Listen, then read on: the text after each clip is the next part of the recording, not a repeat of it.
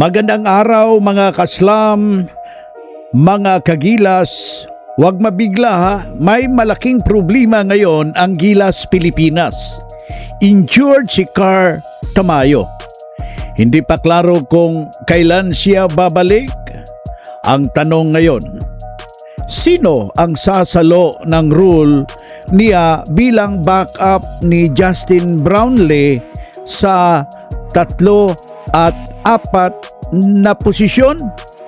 Dahil kung wala si Tamayo, may butas ang rotation ni Coach Tim Cone.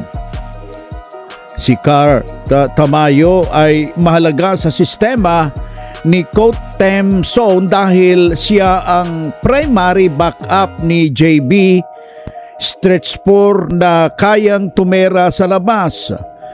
Siya rin ang floor spacer na hindi kailangan ng bola.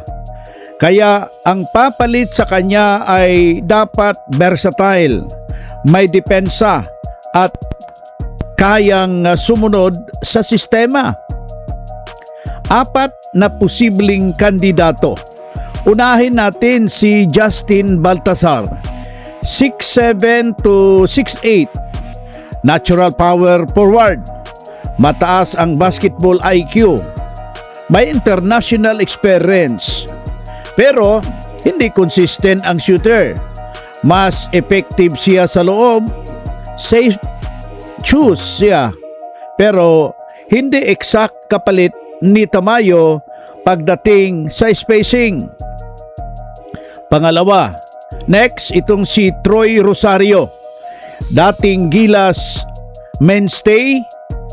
May outside shooting, alam ng international game, plug and play option. Pero injury history, short-term solution lang.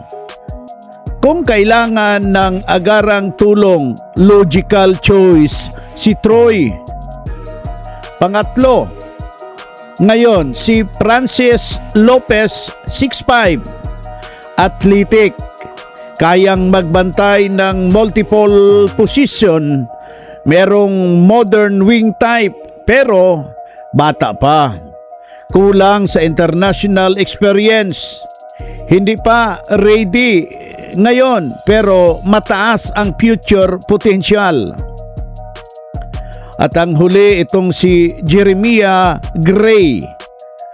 Defense first, kayang mag-set ng 3 at small ball 4. Hindi kailangan ng bola pero hindi scorer.